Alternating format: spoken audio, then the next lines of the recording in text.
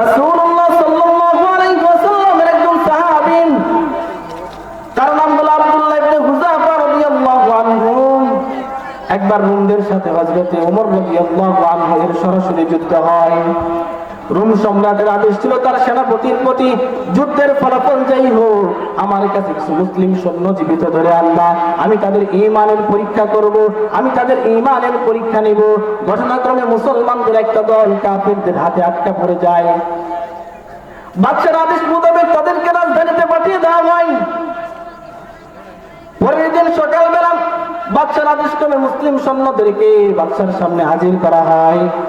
বাদশা তাদেরকে ডাক দিয়ে বলে, তোমাদের এই দলের আমিরকে, নেতাকে, কারণ সাধারণত কোন গোত্রের গোত্র প্রধান বা কোন বংশের বংশ প্রধানকে যদি কনভিন্স করা যায়, তাকে যদি হাতে নিয়ে আসা যায়, তাহলে তার অনুসারীরা অটোমেটিকলি তার পিছনে চলে আসে।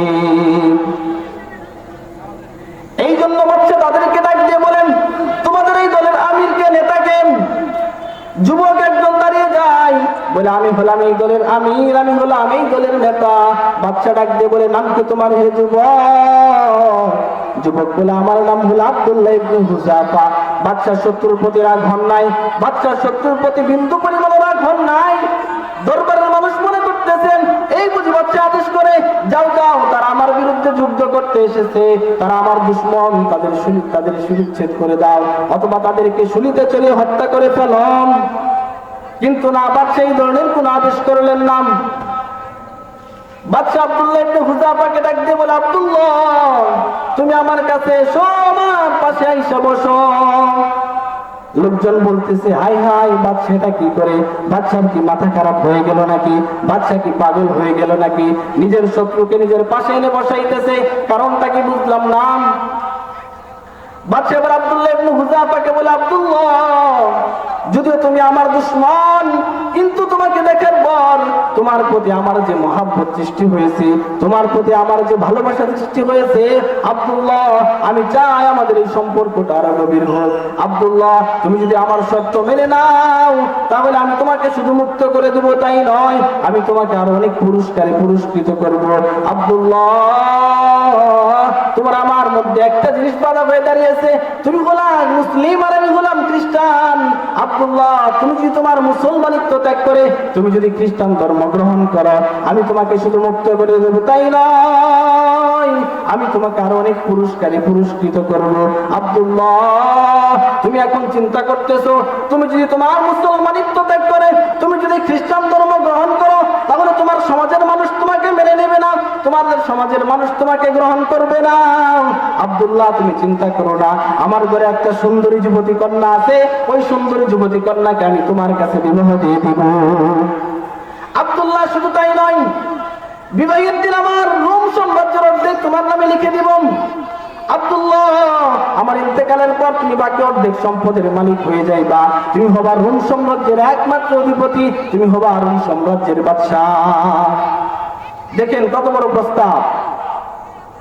রোম সাম্রাজ্যের বাদশাহ হয়ে যাবে, বিনিময়ে তার ঈমানকে বিক্রি করে দিতে হবে।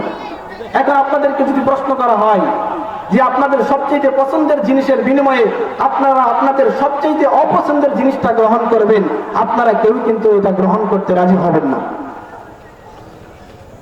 সাহাবায়ে কেরামের কাছে সবচেয়ে দামি সম্পদ হলো ঈমান, আর সবচেয়ে অপছন্দনীয় জিনিস হলো কুফর। সাহাবায়ে কেরাম দুনিয়ার বদৌলতে ঈমানকে গ্রহণ করেছেন।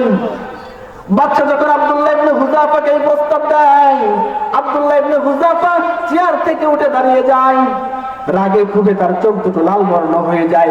আব্দুল্লাহ ইবনে হুযাফা বাদশাকে ডাক দিয়ে বলে, বাদশা, তুই কি আমাকে টাকার বদৌলতে কিনতে চাস? তুই কি আমাকে দুনিয়ার বদৌলতে কিনতে চাস? আব্দুল্লাহ, তুই শুনে রাখ, তুই যদি আমাকে তাম দুনিয়ার মালিক বানিয়ে দেস, তবে আমি আমার ঈমানকে তোর কাছে বিক্রি করব না।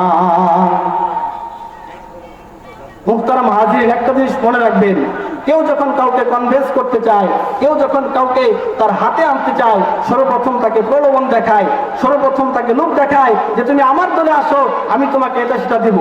কিন্তু যখন এই লোভে কোনো কাজ না হয়, তখন তার উপর প্রেসার ক্রিয়েট শুরু করে, তার উপর চাপ সৃষ্টি শুরু করে। এবার বাদশা আব্দুল্লাহ ইবনে হুযাফাকে বলে, আব্দুল্লাহ তুমি তো আমার কথা শুনলে না। এবার তার প্রজাদেরকে বলে, যাও আব্দুল্লাহ ইবনে হুযাফাকে জেলখানার মধ্যে বন্দী করে রাখো, খাবারও দিবা না, পানিও দিবা না। আব্দুল্লাহ ইবনে হুযাফাকে জেলখানার মধ্যে বন্দী করে রাখেন, খাবারও নাই, পানিও নাই। এক সপ্তাহ পার হয়ে গেছে, কোনো খাবার পানি নাই। আজকে যদি আমাদেরকে সকাল দুপুরের খাবারটা যদি আমাদেরকে বিকাল 3টার দিকে দেওয়া হয়, তাহলে আমাদের অবস্থা বড় খারাপ হয়ে যায়। এই নিয়ে তো অনেকে তাদের স্ত্রীদেরকে মারধর করে, ঠিক কিনা বলেন? এই নিয়ে তো অনেকের সংসার নষ্ট হয়ে যায়। আব্দুল্লাহ ইবনে হুযাফা এক সপ্তাহ পার হয়ে গেছে, তার খাবারও নাই, পানিও নাই। বাচ্চা ডাক্তারকে বলে রাখেন, ডাক্তার তুমি খোঁজ খবর রাখবা, যখন দেখবা অবস্থা বড় খারাপ, অবস্থা বড় ভয়ঙ্কর, তুমি আমাকে আইসা জানাইবা। ডাক্তার একবার আব্দুল্লাহ ইবনে হুযাফার ঘরে প্রবেশ করেন, ঢুকে দেখে অবস্থা বড় খারাপ, অবস্থা বড় ভয়ঙ্কর। ডাক্তার দৌড়ে বাদশার কাছে যায়, বাদশাকে বলে, বাদশা নামদার, অবস্থা বড় খারাপ, অবস্থা বড় ভয়ঙ্কর। এখন যদি তাকে খাবার পানি না দেওয়া হয়, তাহলে সে ইন্তেকাল করতে পারে, অথবা বড় ধরনের একটা দুর্ঘটনা ঘটে যেতে পারে। বাদশা বলে, ঠিক আছে যাও, তার কাছে খাবার পানি নিয়ে যাও, তবে খাবারটা নিবা হচ্ছে শূকরের গোশত, আর পানি নিবা হচ্ছে মদ মিশানো পানি। এই দুইটা জিনিস হারাম নাকি হালাল? এই দুইটা জিনিস হচ্ছে হারাম। আব্দুল্লাহ ইবনে হুযাফার সামনে এই দুইটা জিনিস উপস্থিত করা হয়, সামনে খাবার প্রস্তুত। এবার ডাক্তার আব্দুল্লাহ ইবনে হুযাফাকে ডাক দিয়ে বলে, আব্দুল্লাহ তুমি জানো কি এগুলো কিসের খাবার? আব্দুল্লাহ ইবনে হুযাফা বলে, না ডাক্তার না, আমি তো জানি না এগুলো কিসের খাবার।